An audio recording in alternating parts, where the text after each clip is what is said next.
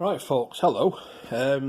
So last week, or the week before, you may know that I got a gift voucher from TMC because I missed their sale. So I went online, a little bit intoxicated, shall we say, and I spent that gift voucher. Now, I didn't just spend the £10 and then have them deliver it because I'm not that guy. So I spent a bit more money and I got a parcel from them. But I'd forgotten what I'd actually ordered. So I know there's one or two things in here that I'm expecting, but I don't know what the rest of it is. So I'm going to open it up now and see what lays within this mystery box. Let's see what's in here. Now there's no locals in here, or rolling stock. It's just like materials and things and what have you. So we'll see what we've got in here. Paper, yes. So what's the first thing I've got in here? What's this? Apparently ordered some ballast. Good stuff this actually. So that's for the aggregates, yeah, that's good. Ordered some bush, a good bit of bush, nothing with a bit of green bush. Ooh, I ordered a network rail van. I forgot about that. Oxford die-cast always make really nice stuff. So that'll do nicely for the yard.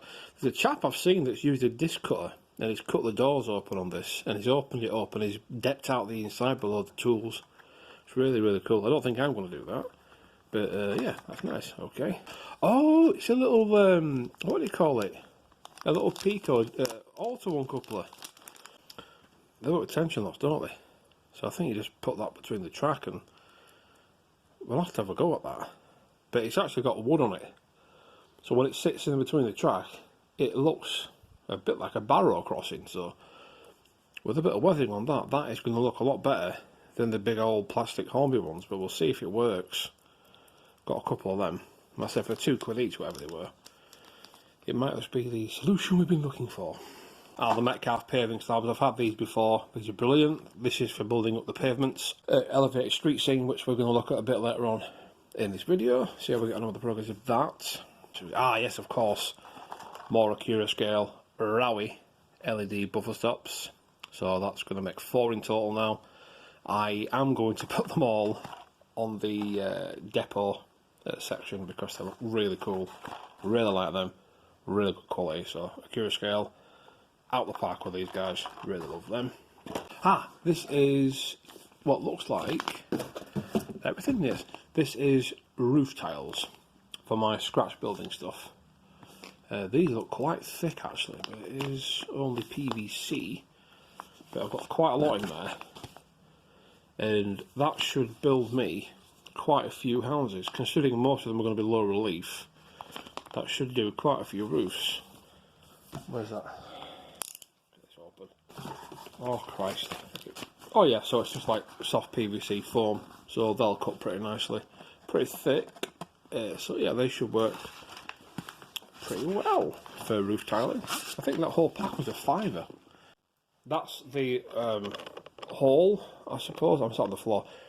That's the haul, I suppose. I genuinely forgot I'd ordered that and these and this, so I'm going to put these on the track later on, give them a try, and that's it for this little, I suppose, an unboxing, if you will. Okay then. So, as you know, last week I was down at DCC Concepts, pretty much all morning there looking at bits and pieces, and this little thing caught my attention. And I said, well, what's this? And Richard said, it's something called a motive power depot. I looked at him confused, and he explained to me what its job is, and essentially so you can move your locos without having to touch them. Really interesting idea, I thought, because I'm always fiddling with stuff. Get it open. A robust bit of kit. We've got this bit of foam here. I believe that's for packaging the loco and grabbing it and things, and this is the main lift, if you will. We'll look at the rest of it later. But this is essentially the idea of it is you plop it on the tracks, drive your rolling stock onto it, and then you can just lift it off. So I'm going to give it a try. This looks like galvanised aluminium, so I might just need to rub something on the back of it just to get it clear. Let's see what we can do. Okay, let's have a look. So I'm just going to get a loco round here. We're going to use my my rat, if you will. So here comes the rat now. Okay, hopefully you can see that. You get the loco, you just drive it on. Yes, as I thought, it's not. It's going to need cleaning as the base of the unit itself. It'll need a bit of taking back, but that's essentially the idea. And then all you need to do is come in, pick it up. You can turn it round. You can reorientate the loco. You can actually now drive it off a different way. This is good for moving loco or rolling stocks between different layouts, storage areas, sidings, or if, like I've got, you've got a detail on one end and the coupling on the other, you can sort of simulate the use of a turntable. Now, you have to make sure it's clean, so you just steady it when it's on the track, move forward. You can put it back on as well.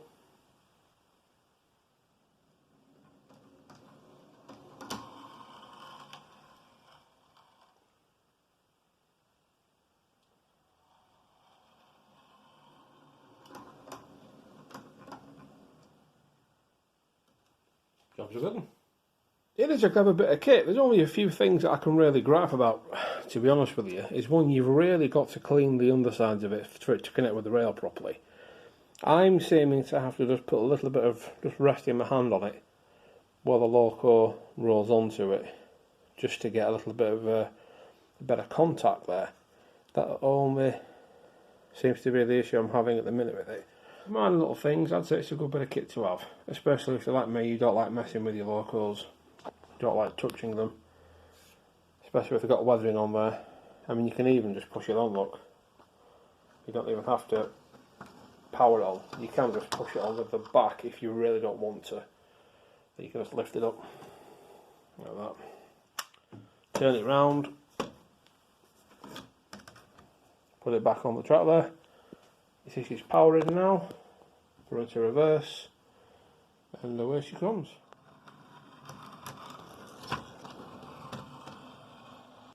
It also pays to notice that if the edges of your track work are higher than the rail, then these panels don't sit flush, and it makes it really difficult for the unit to get power.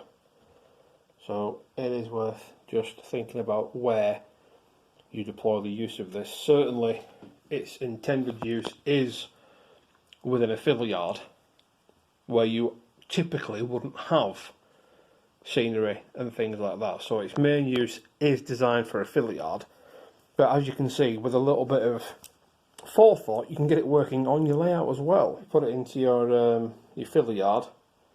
But once you use it in your fill yard, you'll find moving your locos from track to track, storage to layout a lot easier. So it's a pass from me, I think. Once you've got your loco in there, you just pop this little casing back on the top there, make sure it's in there, and then when you lift it up, you've actually got access to the bottom of your loco. If you can see, it's quite dark. So you can get to the underside of it, adjust any buttons, you can even get to your wheels, should you need to as well, pickups for cleaning and what have you. I have to say, I am quite impressed with it. Good bit of kit for what it is. Excellent, well done, not bad at all. Good morning folks, it's Friday AM, and I'm just watching the sunrise. That's quite pretty. Right then, so we're going to now do a bit of a wash. I'm just practicing with the different pounders. Not sealed yet. Bit of a black wash, whip it down on there, and a pigment wash is that it will find the low points naturally, very gently. Build it down nicely, but you still get the dark bits. I'm going to do that to this whole thing. See how we get on. Right then. You need to excuse the wobbly camera. I am getting a proper camera mount soon. Should be here in a couple of days. So that's all nice and dry. We've weathered the wall down a bit. Looks a lot better than what it did. Just plain plastic before. We're going to lift it out once again. And we're going to make this area here now. I'm going to use my special paintbrush, which I haven't bothered to clean. And so it's gone rock hard. All this here now is going to be filled with brush and hedges and things. And it's going to look like a nice overgrown high wall. Hard to get to, so it doesn't get a lot of attention from the local councils. Well, that's my excuse anyway, so let's have a go at this. Okay, there we go. I think that looks a lot better. A lot more wall in. There we go. You can always go around it a bit later on with a bit more fine detail, picking out some more of the brickwork and what have you. But that's looking pretty much where I need it to be. So you now join me down on the modelling mat on the floor. I have my Lilo and Stitch paint holder, easel, whatever you want to call it, and a paintbrush which I have not cleaned. So what we're going to do is get a little bit of the top coat first, just to hide the white areas, and then we can get some PVA on there, and then we can use various scatters, woodland scenics, fine powders, and of course some bush on there as well, and then maybe static grass and detail. Okay.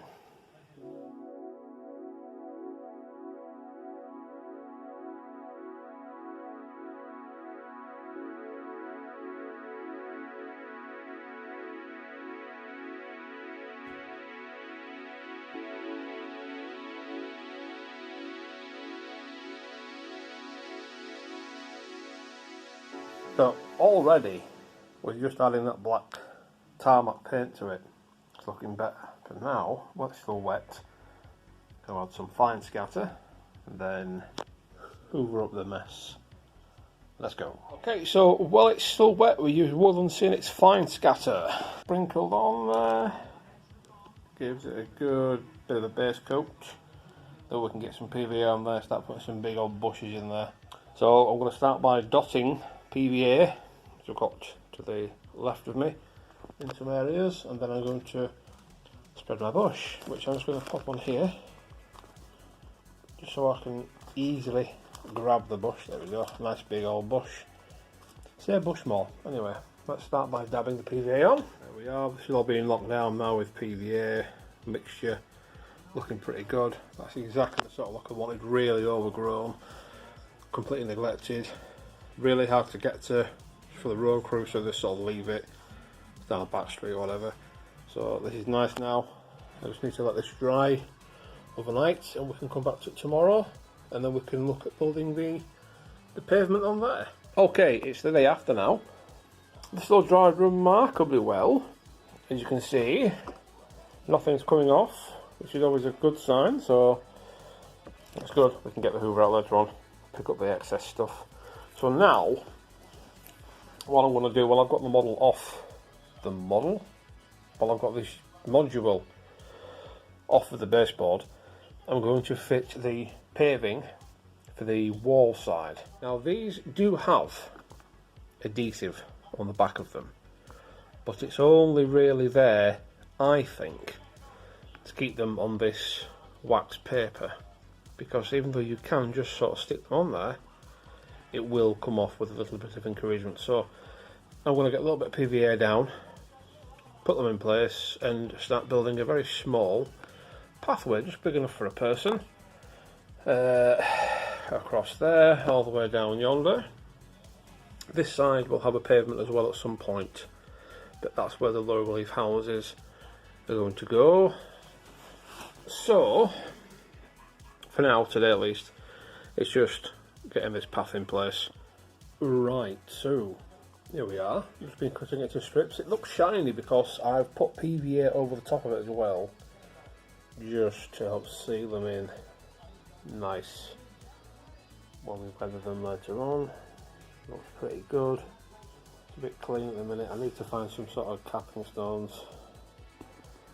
curbs, so I can use for a curb. There we are. I actually found some little capping stones on the sprue itself. It's not the neatest there, unfortunately. But all the little gaps, I'm just going to fill with dirt, moss, things, like you get in real life. Then I'm going to put some hedges up against there. Put this on this side here, just in bush again. That's really going to settle it in place. I'm quite happy with how that's looking at this moment in time. I think there's a bit more to be done, and once all the top level is done, I can bed in the bottom half with, again, more brush, bushes, and things like that. Still a fair bit of way to go, though. And then I've got to think about making road markings, and then, of course, my favourite part, making the buildings to go. You see, I've got the one little half relief building on there already, so I'm going to build a few more bungalows to go alongside that, as well as a house at the end there. Okay folks, that's everything for this week's edition of Iron Horse Weekly. Really hope you enjoyed it. If you did, please do give it a little like, the smallest wafer thin like, and leave a comment downstairs as well. Do let me know if this is the sort of thing that you want to keep seeing. Do you want to keep seeing the reviews, or do you want more modelling, running sessions? Let me know what you want. And until next week folks, see you then. Bye bye.